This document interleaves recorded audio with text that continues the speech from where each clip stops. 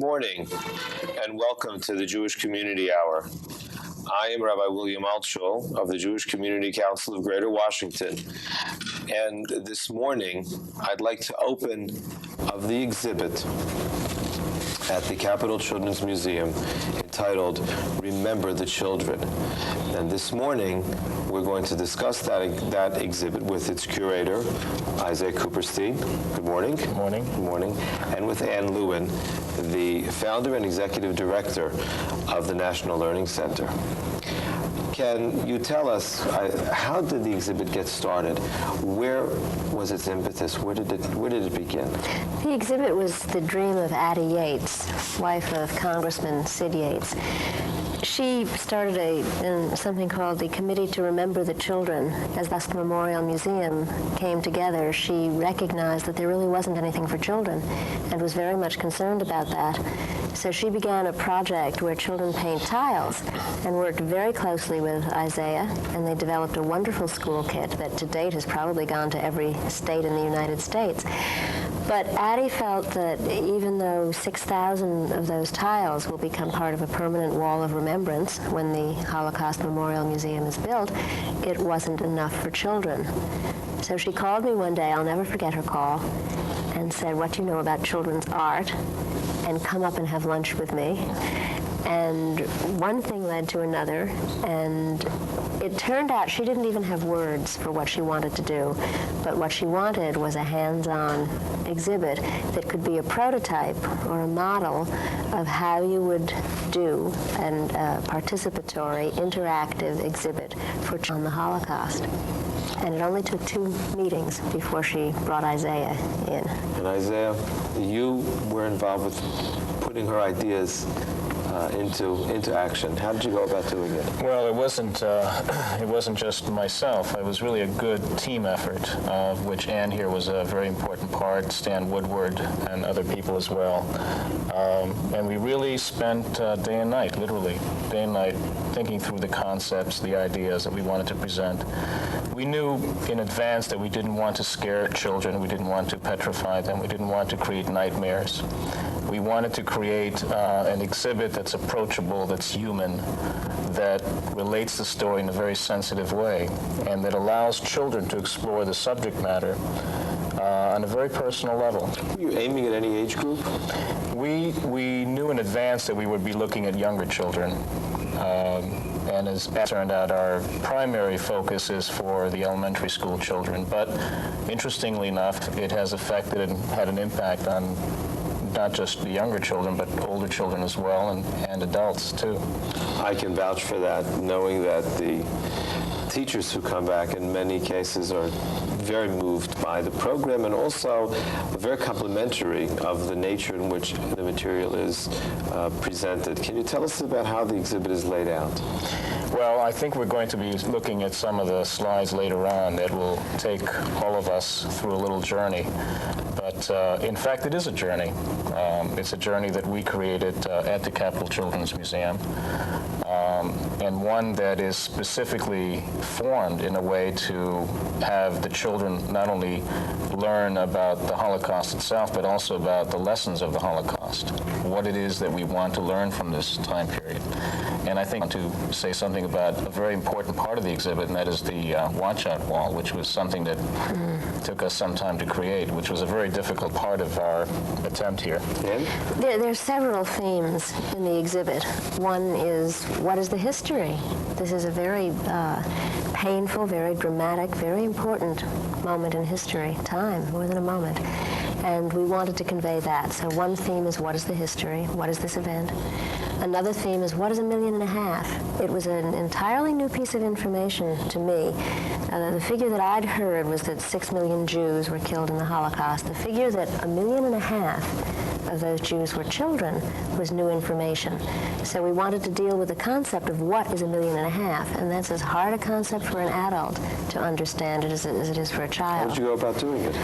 Well, Well, there are a number of ways that we did it. We wanted to have 1.5 million of something, and that's a lot. 1.5 million can get heavy. We considered ping pong balls, but there wouldn't have been room. We considered almost, rubber bands, the little paper punch-outs that you make. Jelly beans we did not consider. Ants and other things that go crawling from. What we finally came up with was the idea of taking the faces of children and screening them. As you know, printing, there's a dot pattern in printing. And we built a wall using a mathematical calculation to see how large we would how much we would have to enlarge the faces of those children to get 1.5 million dots in their faces. And through Isaiah's incredible knowledge of literally everyone in the world who's involved in Holocaust studies, he was able to find pictures of children who were killed in the Holocaust. So we have, it's a very emotional part of the exhibit when you come in and you see this whole wall of faces. And it says there are 1.5 million dots in this wall. There were 1.5 million children who were killed in the Holocaust. We also have 2 computers. One of them silently counts. We started it the moment the exhibit opened, and it recycles, and there's a little sign that says it will take over a month to count. Just for the computer to count. Right. 1, 2, 3, That's 4. right. To 1.5 million, right? It counts one number every other second. And then a second computer silently presents the names of children who were killed, and a scroll prints out of, not a scroll, a piece of computer paper prints out and forms a long scroll, and we hang those on the wall in a silent testimony. So those are three ways that we deal with what is 1.5 million. Right, and then we also added the idea of creating environments, which I think you'll see later on as well. Having children feel the atmosphere to get a closer sense of the history. As they would in any hands-on project. Any hands-on project, exactly. And that was another important. And another element that we use, which is also important, are the voices of children. Children talking to other children. And we found that is a very important way for children to relate to the material, by hearing the voices of the others. And that is also throughout the exhibit. So we've merged the audio, we've merged the video, the visuals, as well as the participatory aspects of the exhibit. How long did it take you to put the exhibit together? Oh, God. From Addie Yates' idea until you... Addie, I don't like to say this. We should have had about 2 or 3 years because we were dealing with very difficult concepts and very involved exhibitry. But start to finish, thanks to this incredible man sitting here on my left and some of the other staff at Capitol Museum, we started in November, and the exhibit opened on the 12th of April. On the 12th of April. Well, I know that I'm eager to get some sort of idea as to what the exhibit is like and to share it with our viewers. We have some slides, and I wonder if we could ask you, Isaiah, to narrate the slides and to show us, if you can, what the exhibit is like. First, before we begin, the slides are in no way complete. In other words, you will not see the entire exhibit, but you will get a chance to see the highlights of the tour. Okay, I think that's what you're going to see. Slides and And as we reach the top of the landing, we then see the tiles displayed along the wall, and each individual tile, which were done by children throughout the United States, is very unique, very special, and we spent a lot of time there. This is the wall that Ann talked about, the faces, the dots. And when you stand there and you think of one single dot and give that dot a name, and then imagine a dot next to it with another name, you'll begin to be overwhelmed by the 1.5 million as a number. And after an orientation area, we then draw the curtain, and we see a street. It could be a street anywhere in the United States, but in this case, it's a street in Europe. It's a street in Germany. And as we go into the street, we enter a living room. And above, we hear the voice of Daniel, composite voice of the experiences of the children at that time. And Daniel tells us how wonderful life was here, how everything was just wonderful until Hitler came to power. And then we enter a corridor, and everything began to change. And the Nazi regime took away our rights, our citizenship. They burnt our books. And And you see here the Nazi soldiers, the SA troops guarding the stores. And then one day the Nazis took us out of the area where we lived, and took us to a Jewish place, a place for Jews only, which is really the ghetto. And this is what we're entering through here now. Is the and the children walk through all of this, They walk through the entire area, right? And as you stand in the ghetto street, you see a large photograph, a blown-up photograph of what ghetto life was like. And Daniel tells us the story of how crowded it was and dirty, and there was no food. And then we turn into the ghetto apartment, where here in this one particular place, 14 people lived, having to sleep on the floor. Very little room. It was dirty, infested with rats. And Daniel dreamed of how it was like to be free. Daniel's story ends with the liberation, but then we have other stories to tell. And here we have the story of Mordechai Nilevich, the head of the Warsaw Ghetto Uprising, and the other partisans who took to arms to resist the might of the Nazis. And the next area, we have the story of Janusz Korczak. Janusz Korczak, of course, who was head of the orphanage in the Warsaw Ghetto, and never abandoned his children, even though it meant his own death.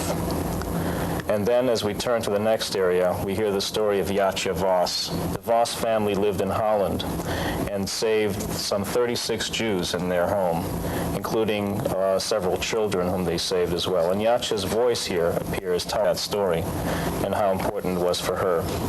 And as we leave these environments, we then see another larger area, and to the right is a reading room area where you see books displayed on the Holocaust, and children and parents and adults have a chance to read the books on the Holocaust. And directly ahead, as you leave the exhibit, is a very special place with books where you can write down your thoughts and feelings about what you experienced and what you thought of as you went through these various environments. So we ask people to not only write down their thoughts, but also read their thoughts. And here you have an example of what some of the children have written. I think that all people should be treated the same way as what a child writes in one of these books. Beautiful, beautiful writings, poetry. We've had them in different languages as well. And as we turn that area, then we see the large area where the hall is. And in this hall, where a lot of things happen, as you can see, the tables are set for tile painting, so the children, even adults, have a chance to paint tiles here in this case. And in that hall also is a bulletin board that we created, which is a bulletin board of articles showing us how prejudice and hatred, bigotry, and anti-Semitism have not disappeared, notwithstanding the end of the Holocaust. Here you see a very, very important thing that takes place in this area, which is a survivor, in this case Nessie Godin, talking to children and sharing her own personal story with the children, in this case showing a photograph that she was able to see after the war. And here you have the children painting some of the tiles and discussing amongst themselves what they're doing. There's conversation going on here, and also sharing of experiences with parents as well, which is a very important part of the processing that takes place. We have a panel explaining why did the Holocaust happen in this area as well. And we tried to zero in on two things that happened here. Hatred of one people against another, and the fact that too few people stood up to stop that hatred. It's two of the reasons of the Holocaust. And what can you do about it? Well, we've identified put-downs and prejudice as growing into persecution and so on. And although one does not lead to the other, they can all lead to genocide. And so we created this giant wall called the Watch Out Wall, which has panels all along the way showing us the various stages from put-down to genocide. And as you see the panels in front of you, they are negative in nature. And the child then approaches this panel, in this case a stereotyping, lifts up the handle and sees a positive message, in a sense having a chance to see that he can change what is going on around him in the world today.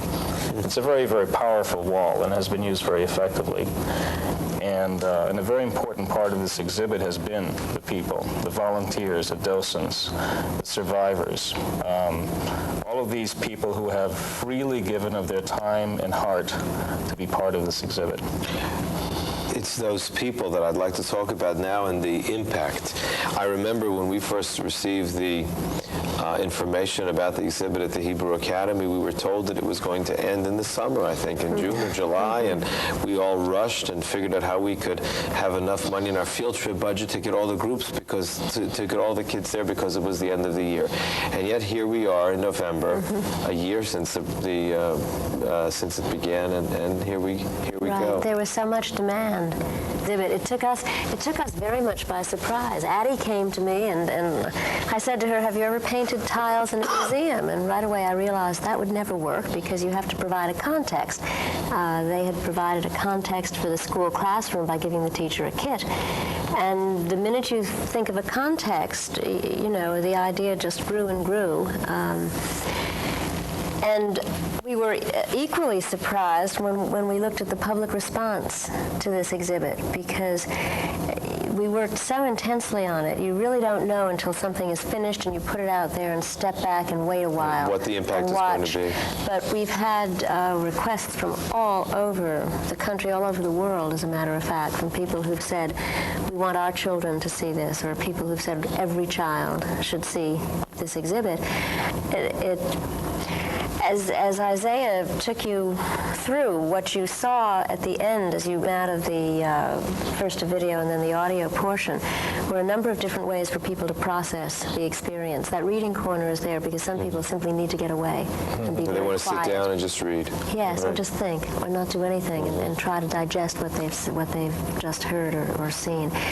The writing is a release, painting is a release, and the discussion with the survivors is a very important release. And the fact that you're able to combine it with this experience is very important too. You have to do that. You can't.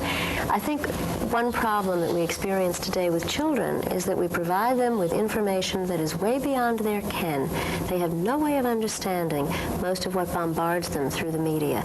And as a children's museum, we felt a keen responsibility for providing some mediation, for providing first ways for them to process and then ways for helpful, well-trained, well-informed adults to be present in that environment so that the children could grapple with the ideas that the exhibit raises in the presence of very caring, well-informed adults. It's a very important part of this. I think it's important to note that the groups that have participated certainly are not restricted to Jewish groups. Oh, no. After all, the Capitol Children's Museum is a national museum. How many books have you filled already? I'm interested to know. With all the I've comments heard that we have about 10 books. And what is the impact? How do you gauge the impact on the different groups of adults and children that have gone through? Is there a way to compare the impact of Jewish to non-Jewish children, for instance? No, you're looking at a human experience. In fact, I think, Rabbi, that was the other thing that amazed us so much. When we stood back and looked at what had happened here, two things that I never would have set out to do.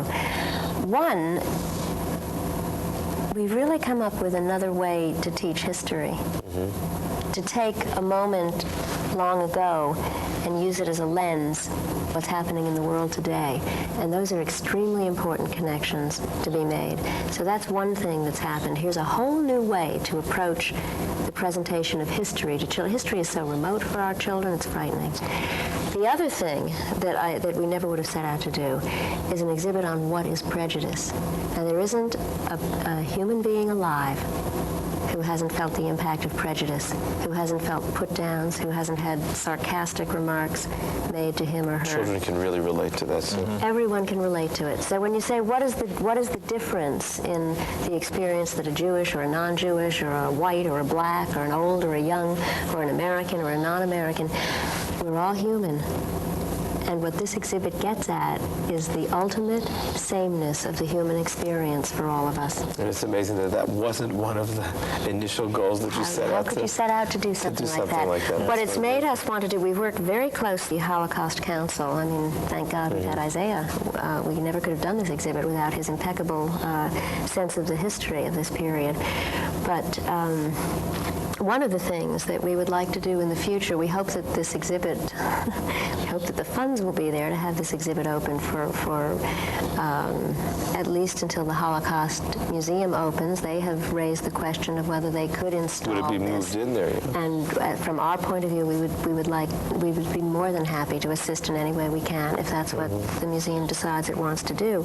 Then I would like to take this hall on history and use it to examine other significant episodes Historical in history events. as a vehicle for better understanding today Has there been any discussion of taking it on the road, so to speak? There's been not only discussion, but there's been appropriation of government funds, and we're working right now to match those government funds with private funds, and then we put the word out, and from the response that we've had to date, I think that the exhibit will be booked before the first letter, before the ink is dry on the Before the ink letters. is dry on the letters. I'm sure of that. We already have about 20 cities that have expressed an interest, communities all over the country.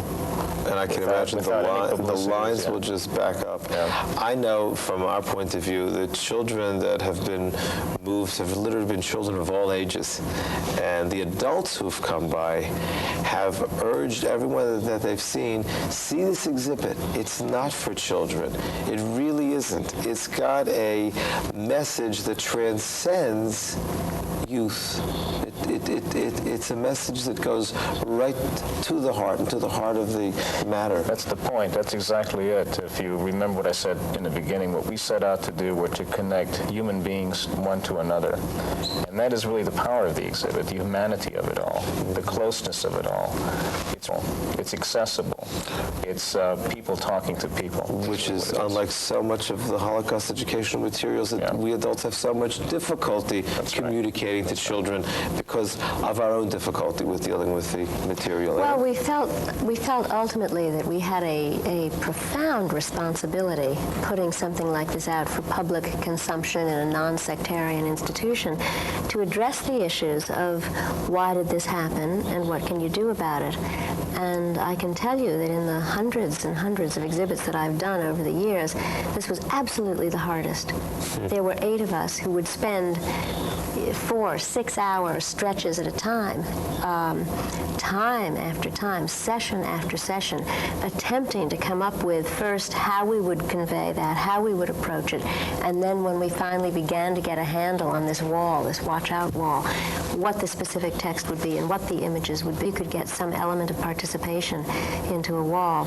And it dawned on me at one point, it should have been obvious, I suppose, as we were struggling with how to address the issues of why and what can you do, that the reason we were struggling so much is that there are no answers. There are no answers to this. And yet, because it's an exhibit for children, we had to provide some kind of handle. But Isaiah, you described it as a journey. And there are no answers, but life is a journey. You've got to be led down certain paths. You can take the children, show them the paths. You can't walk with them and hold their hands, walk them all the way through, but you can start them, and I think that that's what you're doing there. Exactly right. How have the tiles developed as part of this? It started out really with the tiles, and we have a film that we're going to close with that's going to show us how the tiles operate and what the children's involvement is. You've observed them. Tell me something about It's an absolutely brilliant vision that Addie Yates had. Imagining tiles of emotions and feelings and pieces of writing that children express in different colors, lined up side by side and stretching on an entire wall, and really being a very strong and solid symbol of what American children can say on the Holocaust and about a subject matter that they learned about and studied and thought about and felt at the same time. It's really a testimony to that vision, I think. Education is a participatory exercise, and the fact that children are able to participate in this, really, they'll always remember those tiles. I know my kids saw the exhibit, and that's what they came talking about. They absorbed everything else, but as you all know, they're not going to talk about all of that right away. It's there, but it's those tiles that are so important. And the children are our legacy. They're the future. That's what we all going to strive carry it with for. them. Addie was so wise in providing the children with something beautiful because those are bisque tiles. And so often children get the leftovers, but here the children are getting a piece of material that is expensive and that is precious. And it calls forth the best of their expression. They know that that this is an important expression that they're making.